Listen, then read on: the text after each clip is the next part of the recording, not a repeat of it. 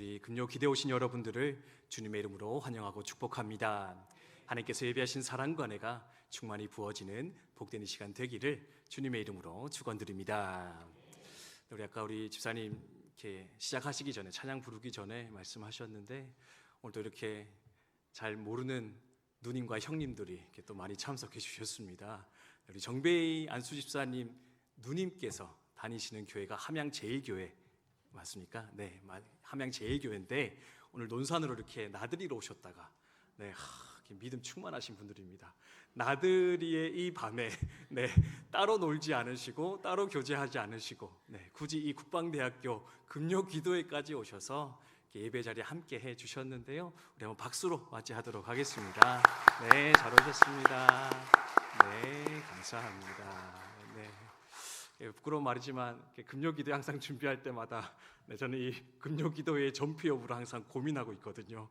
이번 주도 별로 안 오면 내가 이 교회를 떠나기 전에 이 금요기도회를 정리하고 가야 되는가, 다음 목사님을 위해서라도 내가 이것을 매듭 지어야 되느냐 이제 생각하는데 하나님이 막으시는 것 같습니다. 돌들로도 찬양케 하신 하나님이신데 저 먼 땅 함양에서 또 이렇게 믿음의 형제 자매들을 보내주셔서 함께 기도하게 하셨는데, 오늘 이 밤에 또 하나님께 예배하고 찬송하고 기뻐하면서 하나님의 임재 가운데 들어가는 저 여러분이 되었으면 좋겠습니다. 제가 신학교 다닐 때 일인데요, 제가 다니던 신학교에는 유해룡이라는 교수님이 한 분 계셨습니다. 영성 신학자였거든요. 이름은 좀 웃기신데 되게 진지하신 분이셨습니다. 영성을 연구하시는 분이셨는데, 한 번은 수업 시간에 전도사님 한 분이 이렇게 질문했습니다. 교수님, 당신이 영성 신학자인데 기독교의 영성을 한마디로 정리하면 무엇이 되겠습니까? 기독교의 영성을 길게 말고 어렵게 말고 좀 쉽게 한마디로 정리하면 무엇이라 할 수 있겠습니까? 공격적으로 질문했습니다. 그랬더니요, 이 교수님 전혀 당황하지 않으시고 고민하지 않으시고 이 말씀을 하셨는데, 그게 뭐냐? 기독교 영성이란 무엇이냐? 바로 하나님이 나의 아버지 되심을 믿어가는 것입니다. 하나님이 내 아버지를 믿으며 살아가는 것, 그것이 바로 기독교 영성의 핵심이라. 불어 설명하자면 하나님이 내 아버지가 되셔서 나를 얼마나 사랑하시는지, 나를 얼마나 돌보고 계신지 하나하나 깨닫고 알아가는 것이 바로 기독교 영성의 핵심이라 설명하는 것을 들었습니다. 이와 비슷한 말을 했던 이가 있는데요, 20세기 가장 위대한 신학자로 꼽히는 칼 바르트라는 분이 계십니다. 이분은 20세기의 신학을 주름 잡았던 분들이고, 신학을 공부했던 분이라면 한 번 이상은 들어봤던 유명한 분이시거든요. 근데 이분이 시카고 대학이라는 곳에 가서 이렇게 강연을 하고 있었는데, 이분도 아주 좀 공격적인 전도사님 한 분을 만나게 되었던 것 같습니다. 전도사님이 질문합니다.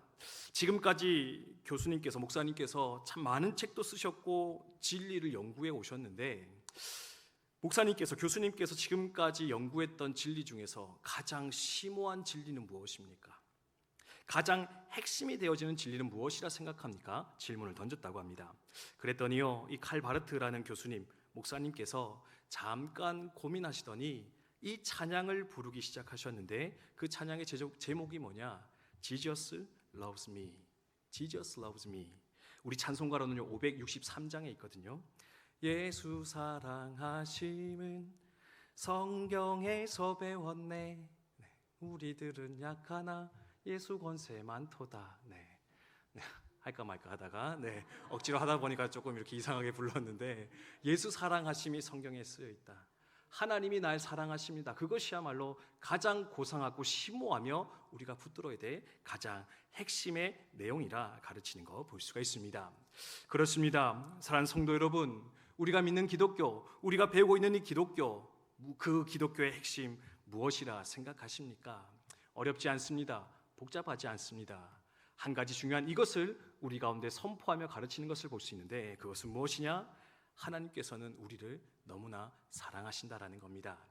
사랑하시되 어마어마하게 사랑하시는 분, 아주 많이 사랑하시는 분, 그분이 바로 우리 하나님 아버지일 것인데, 우리는 평생을 살아가면서 그 사랑의 깊이와 넓이와 높이를 하나하나 깨달아가는 것이 우리의 사명, 우리의 신앙의 여정이어야 되겠다, 기억할 필요 있다라는 겁니다. 산성도 여러분, 이 하나님의 크신 사랑을 날마다 깨닫고 누리며 살아가고 계십니까? 이 사랑 가운데 날마다 걸어 들어가는 복된 인생 살아가고 계십니까? 부디 그 사랑 앞으로 온전히 걸어 들어갈 수 있는 저 여러분 되었으면 좋겠습니다. 그래서요, 그런 의미에서 오늘 어떤 말씀 준비했느냐, 하나님 우리를 사랑하신다라고 하는데, 그러면 그 하나님의 사랑이 어떤 사랑일까? 그 사랑이 참으로 크고 대단하다라고 하는데, 그 사랑이 정말로 얼마나 크고 대단한 사랑일까? 사도 바울이 기록했던 이 로마서의 말씀에 그것이 잘 기록이 되어지고 있는데요, 그 로마서에 기록되어진 그 사도 바울의 고백, 하나님을 향한 그 사랑의 선포 하나하나 살펴보면서 그 사랑이 오늘 우리에게도 지금 흐르고 있음을, 그 사랑이 우리 안에도 존재하고 있음을 이 밤에 다시 한번 확인하며 나아가는 저 여러분이 되었으면 좋겠습니다. 그러면 주님의 사랑, 하나님 사랑 어떤 사랑일까? 여러분, 첫 번째는 이것으로 생각하시면 좋을 것 같습니다. 같이 읽어볼까요? 있습니다. 시작. 네, 그렇습니다. 하나님 우리 사랑하시는데요, 어떻게 사랑하시느냐? 모든 것을 내어주기까지, 모든 것을 내어주되 아까워하지 않는 사랑, 그 사랑이 바로 우리를 향하신 하나님 아버지 사랑이다. 여러분 기억하시면 좋겠습니다. 우리 그다음 32절의 말씀인데요, 같이 한번 읽도록 하겠습니다. 함께 읽습니다. 시작. 자기의 아들을 아끼지 아니하시고 우리 모든 사람을 위하여 내주신 이가 어찌 그 아들과 함께 모든 것을 우리에게 주시지 아니하겠느냐. 아멘. 그렇습니다. 여러분, 우리가 믿는 하나님은요, 인색한 하나님 아니십니다. 조금 주시는 하나님 아니다라는 겁니다. 한 번 주면 오래 기다려야 또다시 주시는 그런 분이 아니라 후히 주시되 넉넉히 주시는데 어떻게 주시느냐? 모든 것을 내어주시기까지 사랑하시는 분, 그분이 바로 하늘 아버지의 사랑일 것인데, 여러분 그것을 이 밤에 다시금 기억하며 확증하시는 우리들 모두가 되었으면 좋겠습니다. 특별히 그것을 어떻게 알 수 있느냐? 오늘 본문에 나와 있듯이 그 아들을 내어주었는데, 너희를 위해서 독생자 예수 그리스도 내어주었는데, 그 아들 주었는데 다른 무엇은 또한 주지 못하겠느냐? 다른 그 어떤 것도 내주지 않겠느냐? 너희는 그러니 그 아들을 내어주신 하나님의 사랑의 선택, 그 행위를 기억하면서 다른 그 하찮은 모든 것들도 우리의 삶 가운데 채우시고 부어주실 그 하나님의 은총을 기대하는 자가 되어라 요청하는 거 볼 수가 있습니다. 두 분의 목사님이 계셨다고 합니다. 어릴 때부터 잘 알고 자랐던 목사님이신데요, 한 분 목사님 가정에는 아들이 5명이나 태어났고, 다른 한 분의 목사님 가정에는 아들이 하나도 태어나지 않는 안타까운 상황 가운데 놓여 있었다고 합니다. 하지만 여전히 사이좋게 지내는데, 어느 날 이 아들이 없는 목사님이 아들 많은 목사님에게 이렇게 이야기했다고 합니다. 나는 아들이 하나도 없네. 근데 자네는 아들이 5이나 있지 않는가? 5이면은 넉넉하고 많은 것 같은데 그냥 그 중에 하나 나한테 좀 주지 않겠나? 그 키우는 것도 만만치 않을 텐데, 밥 먹는 양도 만만치 않을 텐데, 우리 집 하나 보내면 내가 그 아들 정성껏 키워서 훌륭한 사람 만들 테니까 그 중에 하나만 내게 내어주라, 그렇게 요청을 했다고 합니다. 그러니까 아들이 5이라더니 목사님은요, 흔쾌히 그렇게 대답했대요. 아 그래, 뭐 그것도 나쁘지 않을 것 같네. 5이나 있는데 이거 말도 안 듣고 키우기도 힘들어 죽겠는데 뭐 내가 하나 정도 내어주겠네. 이제 농담 반 진담 반 하고는 자신의 집으로 돌아갔다고 합니다. 근데 이제 그 밤에 돌아가서 잠자리에 들려고 하는데, 그 낮에 친구 목사님과 나누었던 그 대화가 생각이 나게 되었습니다. 농담이었지만 그냥 했던 말이지만, 혹시라도 이 5명 중에 1명을 내어줘야 되는 상황이 온다면 어떤 놈을 내어줘야 될까? 어떤 놈을 보낼 수 있을까?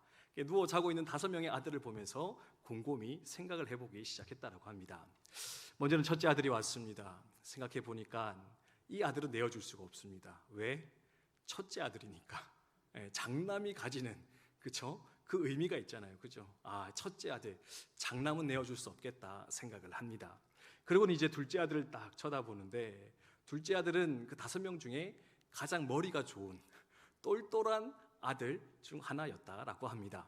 아, 이놈은 공부를 잘하니까 안 되겠어. 이놈은 나중에 뭐가 되어도 될 놈인데 이놈은 내어줄 수 없겠다 생각을 하게 됩니다. 그리고 셋째로 넘어갑니다. 이번에는요, 셋째 아들이 너무 잘생겨 보이는 겁니다. 이놈이 참 잘생겼는데 특별히 나를 가장 많이 닮은 아들이 이 셋째 아들인데 이 셋째 아들도 안 되겠다 생각을 하고 넷째로 넘어갑니다. 넷째를 보니까요, 별로 자랑할 게 없습니다. 심지어 너무 병약하고 어릴 때부터 힘들게 자라왔던 넷째 아들이었습니다. 이놈을 내어주면 될까 생각하는데요, 또 마음이 허락을 안 하는 겁니다.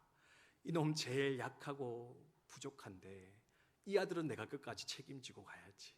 이 약한 아들 내가 내어줄 수 없지. 또 다른 안타까움으로 그 아들을 끌어안게 되었다고 합니다. 그리고 이제 막내로 들어갔습니다. 막내는 어떻게 하겠습니까? 네, 우리 김은혜 권사님, 드림이 어떻게 하면 좋겠습니까? 네, 그렇죠. 막내는 또 막내라 안 되는 겁니다. 첫째는 첫째라서 안 되고 막내는 제일 귀엽고 예쁘니까 내어줄 수가 없겠다. 그리고 결론 내리는 게 뭐냐? 아들 5이나 있는데 내어줄 아들이 하나도 없구나. 그리고 그 밤에 이어서 드는 생각이 무엇이냐? 이렇게 나는 5명이나 있어도 한 사람 내어주지 못하는 것이 나의 마음일 것인데 하늘 아버지는 어찌 하나밖에 없는 그 독생자를 우리를 위해, 나를 위해 기꺼이 내어놓으실 수 있으셨을까? 특별히 예수님이 땅 가운데 오셔서 무엇 하셨습니까? 호화로운 삶을 살지 않으셨습니다. 많은 것을 먹고 마시며 누리며 살아가지 않으셨습니다. 온 인류의 죄를 대신하기 위해서 십자가에 달려 죽으시며 그 몸이 찢기시며 고통당하셨던 분, 그분이 바로 우리 예수님이셨는데 하늘 아버지는 그 주님의 운명을 다 내다보시면서도 그 아들 이 땅에 보내어 우리를 구원케 하셨노라. 성경은 우리 가운데 말씀해 주고 있다라는 겁니다. 하나님 왜 그런 선택하셨습니까? 저와 여러분을 너무나 사랑하셨기 때문에 그렇습니다. 독생자 예수 그리스도를 십자가에 내어 주기까지 사랑하신 분, 사랑하여 주시는 분, 그분이 바로 우리 하나님이요, 내가 바로 그 사랑받아 이 땅을 살아가는 자들일 것인데, 여러분, 아들을 내어주신 그 하나님께서 우리에게 다른 무엇도 주지 않으시겠습니까? 다른 무엇도 넉넉히 채워주시지 않으시겠습니까? 모든 것을 넉넉히 채워주시는 그 하늘 아버지의 사랑을 오늘도 믿고 신뢰하며 고백하며 살아가시는 저 여러분, 우리 모두 되시기를 주님의 이름으로 축원드립니다. 개인적으로 이렇게 기도에 들어오기 직전에 되게 좋은 소식을 하나 들었습니다. 제가 예전에 이렇게 예배하면서 구국성의 예배 찬양 팀장을 맡았다. 그것 때문에 이제 마음을 많이 쓰고 있다 이렇게 말씀을 드렸었는데, 안타깝게도 아직도 연예인은 섭외되지 않았습니다. 네, 악동 뮤지션도 거절당했고, BY라는 래퍼를 하려고 했는데 지금 3주째 대답을 주지 않고 있어서 계속 오늘도 문자 보냈는데 매니저가 씹고 나는 어떻게 해야 되나, 다음으로 넘어가야 되나 이러면서 이제 갈팡질팡하는 마음을 가지고 있었는데, 또 하나 중요한 이렇게 섭외 대상이 누구였냐면, 첫째 날 밤에 찬양 집회라는 걸 하거든요. 저녁 집회 끝나면은 이제 1시간 정도 괜찮은 찬양팀이 와서 이렇게 찬양 집회를 해주는데, 사실 이 찬양 집회 팀도 계속 이렇게 거절이 되는 겁니다. 요즘 꽤 유명하다라는 팀들을 다 접촉했었는데 한 5팀이 이렇게 캔슬 이렇게 자꾸 날짜는 다가오고 있는데, 그래서 이제 계속 순위를 이렇게 내려가면서 이제 팀들을 섭외하고 있었는데, 이제 다시 한 6번째 순위되는 이렇게 팀에게 연락을 했었거든요. 근데 좀 전에 이제 그 팀을 섭외했던 목사님 이렇게 전화를 주셔가지고, 목사님, 그 찬양팀 우리 섭외됐습니다. 하기로 했습니다. 근데 놀라운 게 뭔지 압니까? 다른 팀들은 다른 사역이 있고 뭐 해외 수련회가 있고 뭐 다른 것 때문에 안 된다, 이유가 다 있어서 안 됐었는데, 이 팀이 감사하고 놀라운 게 뭐냐면 그 기간에 해외 사역이 예정되어 있었는데 단기 선교 취소하고 여기 오겠습니다. 네, 군선교가 너무 중요하다는 걸 알기 때문에 그렇게 얘기했다라는 겁니다. 생각이 들더라고요. 그렇구나. 그 구구성회라는 자리도 하나님이 너무 기뻐하시는 자리인데 그 자리에 아무나 안 보내시는구나. 사모하는 자를 보내셔서, 인기 많은 자가 아니라, 능력 있는 자가 아니라 그 자리를 정말로 사모하는 자를 세워서 하나님 영광 받으시기를 원하는데, 그래서 하나님께서는 우리에게 가장 좋은 것으로 채워주고 계심을 저는 또 오늘 이렇게 고백하며 깨달을 수 있게 되었던 것 같습니다. 산성도 여러분, 좋은 것 주시되 넉넉히 채워주시는, 가장 합당한 것을 채워주시는 그 하나님의 사랑을, 그 은총을 오늘도 기대하며 소망하며 그렇게 기다림으로 기대함으로 살아가시는 저 여러분 우리 모두 되시기를 주님의 이름으로 축원드립니다. 그래서 두 번째로 주님의 사랑은 이런 사랑이다. 여러분 기억하시면 좋겠습니다. 함께 읽어볼까요? 시작. 아멘. 그렇습니다. 모든 것을 주시는 사랑, 독생자 예수 그리스도를 내어 주시며까지 우리를 사랑하신 그분은 그분보다 못한 그 어떤 것도 우리를 위해서 넉넉히 채워 주실 것이다 약속해 주고 계시고요. 두 번째는 뭐냐? 내가 어떤 상황 가운데 있을지라도, 어떠한 모습 가운데 살아갈지라도 우리를 향한 그 사랑을 철회하지 않으시는 분, 그 사랑을 멈추지 않으시는 분, 그분이 바로 우리가 믿는 하늘 아버지시다. 우리를 향한 사랑이시다. 여러분 기억하시면 좋겠습니다. 35절, 38절, 39절 읽었으면 좋겠는데요. 함께 읽습니다. 시작. 누가 우리를 그리스도의 사랑에서 끊으리요? 환난이나 공고나 박해나 기근이나 적신이나 위험이나 칼이랴. 내가 확신하노니 사망이나 생명이나 천사들이나 권세자들이나 현재일이나 장래일이나 능력이나 높음이나 깊음이나 다른 어떤 피조물이라도 우리를 우리 주 그리스도 예수 안에 있는 하나님의 사랑에서 끊을 수 없으리라. 아멘. 믿으십니까? 네, 믿으시기 바랍니다. 여기 보면은요, 그 어떤 외부적 환경에서도 우리를 끊을 것이 없다. 그리스도의 사랑으로부터 우리를 막을 것이 없다. 사도 바울이 고백하고 있습니다. 환난이나 공고나 박해나 기근이나 적신이나 위험이나 심지어 그 어떤 영적 세력도 우리를 하나님으로부터 멀어지게 만들지 못할 것이다. 천사도 그렇게 하지 못하고요, 사단도 그렇게 하지 못하고요, 그 어떤 세력도 결국 우리를 하나님으로부터 끊어낼 수 없을 것이다. 심지어 뭡니까? 과거의 일도 현재 일도 미래의 일도, 심지어 나의 연약함도 나의 어떠함도, 심지어 나조차도 내가 사랑받을 만한 자격 없다 생각하는 그 순간에도 하나님은 우리를 여전히 사랑하시며 기뻐하시며 돌보시기를 원하시는 분, 그분이 바로 우리가 믿는 하늘 아버지실 것인데, 그 끊지 않는 하나님의 사랑을 또한 늘 믿고 기억하며 고백하며 살아가는 저 여러분 되셨으면 좋겠습니다. 그래서 세 번째로 여러분 이것을 기억하면 좋겠는데요. 함께 읽도록 하겠습니다. 함께 읽습니다. 시작. 아멘. 그렇습니다. 모든 것 부어주시고요, 무엇도 끊을 수 없는 사랑, 그리고 마지막은 모든 것을 이기게 하시는 사랑이다. 모든 것을 견디며 이기며 승리케 하는 것, 그게 바로 우리 하늘 아버지의 사랑일 것인데, 여러분 그 사랑을 믿고 확증하며 나아가시기를 주님의 이름으로 축원드립니다. 이것도 37절인데 우리 같이 읽도록 하겠습니다. 함께 읽습니다. 시작. 그러나 이 모든 일에 우리를 사랑하시는 이로 말미암아 우리가 넉넉히 이기느니라. 아멘. 그 사랑이 있어서 어떻게 된다고요? 이길 수 있다고요. 믿으십니까? 네, 믿으시기 바랍니다. 네. 어떤 시험 와도, 어떤 공격 와도, 사실 이게 사도 바울의 자기 고백적, 자기 간증적 고백이거든요. 예. 사도 바울 어떤 삶을 살았습니까? 복음 전한다고 매맞고 박해당하고 죽음의 위기까지 갔던 이가 사도 바울이었습니다. 근데 왜 어떻게 그는 그것을 포기하지 않을 수 있었을까? 왜 그 길을 멈추지 않을 수 있었을까? 그는 그 박해 현장과 고난의 순간 속에서도 여전히 나와 함께 하신 하나님 아버지, 나와 함께 하시는 주님, 그리고 여전히 뜨거운 사랑으로 나를 돌봐주시는 그 주님의 사랑이 있다는 것을 기억하며 나아갔을 때, 그는 결국에는 그 모든 시험과 박해와 도전도 견디며 이기며 나아가는 자, 승리하는 자로 끝까지 남을 수 있었는데, 그래서 그가 마지막으로 고백하는 간증이 무엇이냐? 그 사랑이 우리를 이기게 할 것입니다. 그 사랑으로 말미암아 이기며 살아가는 여러분 되시기 바랍니다. 우리 가운데 도전하고 있다는 겁니다. 산성도 여러분, 삶이 어려우십니까? 힘듦이 찾아오십니까? 도전 있으십니까?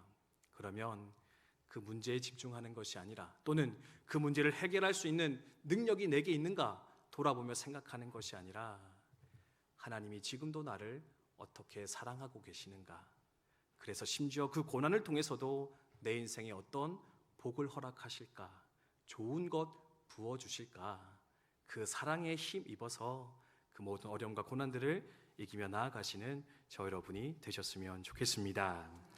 책 한 권 이렇게 소개드리고 말씀 마치도록 할 텐데요. 기독교 작가이신 정연희라는 분이 계신데, 그분이 쓰신 내 잔이 넘치나이다 라는 책이 있습니다. 네, 이 책에는 어떤 이야기가 있냐면 맹의순이라고 하는 전도사님의 이야기가 등장을 하는데, 이분은 6.25 시절에 전도사님으로 활동했던 분이시라고 합니다.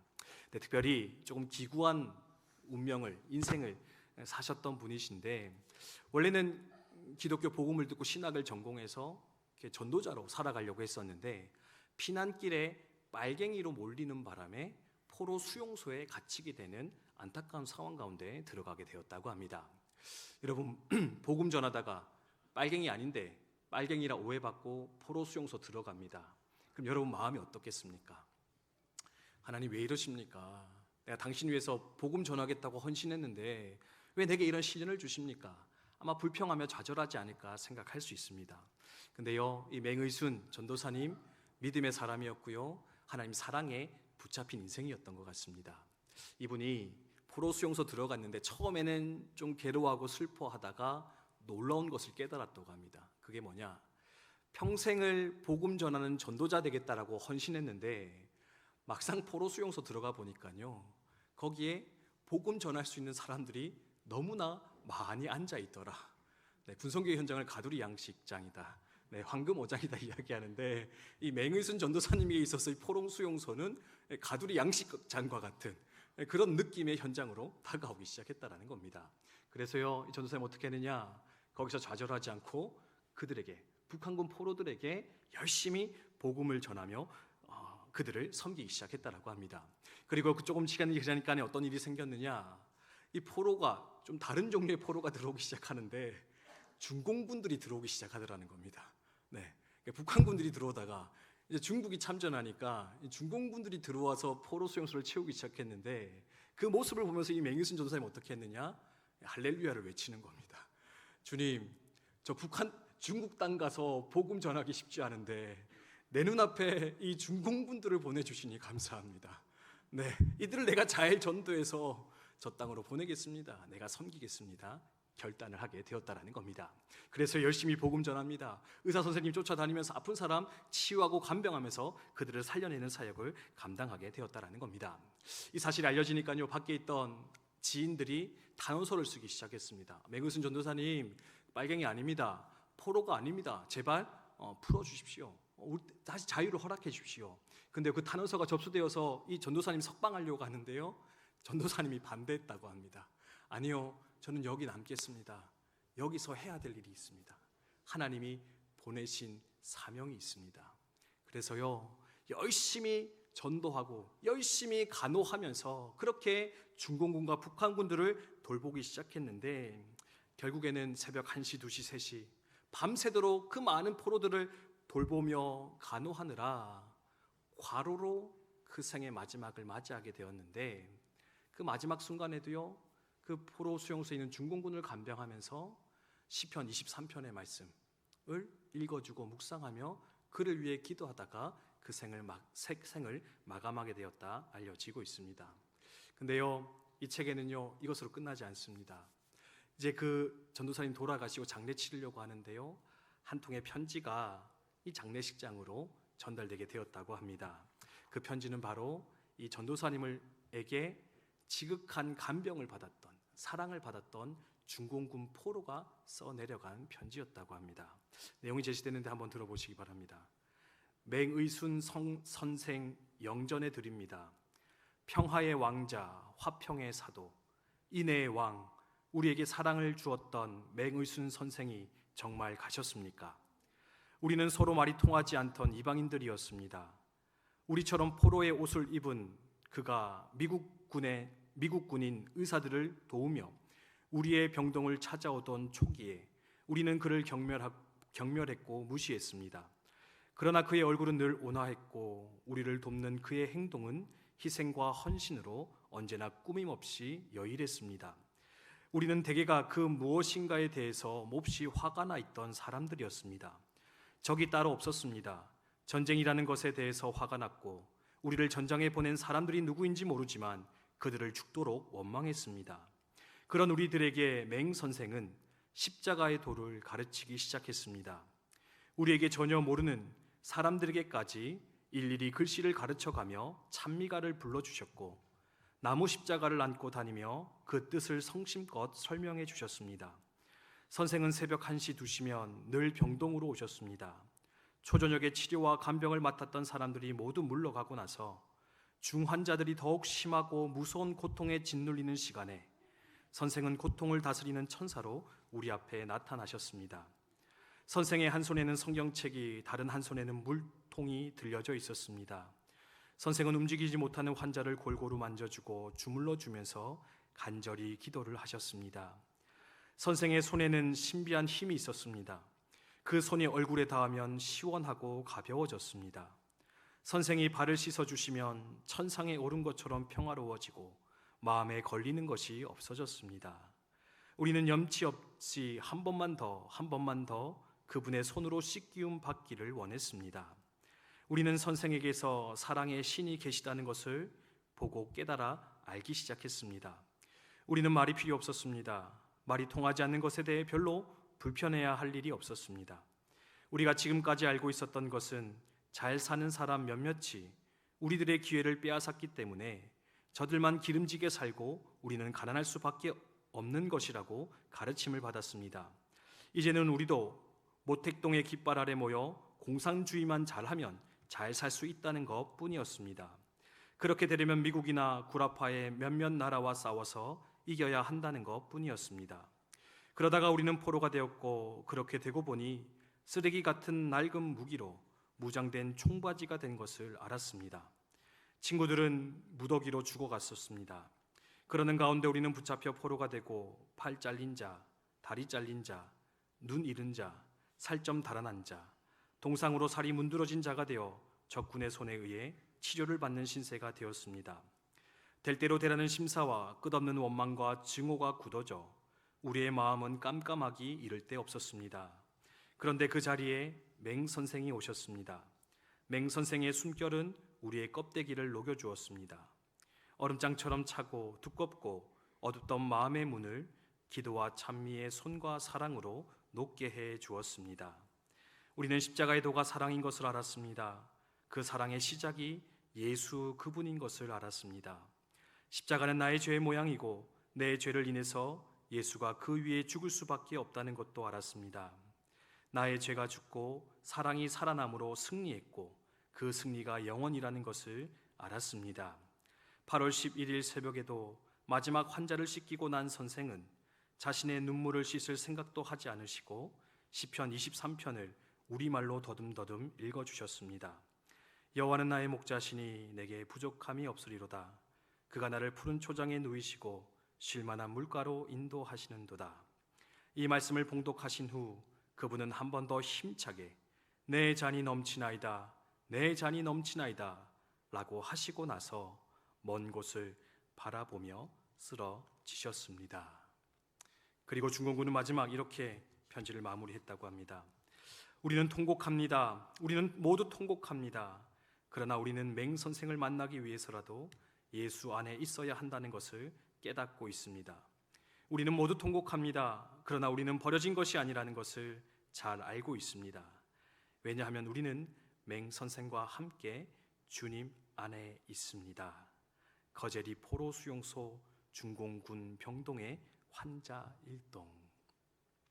여러분 어떻습니까?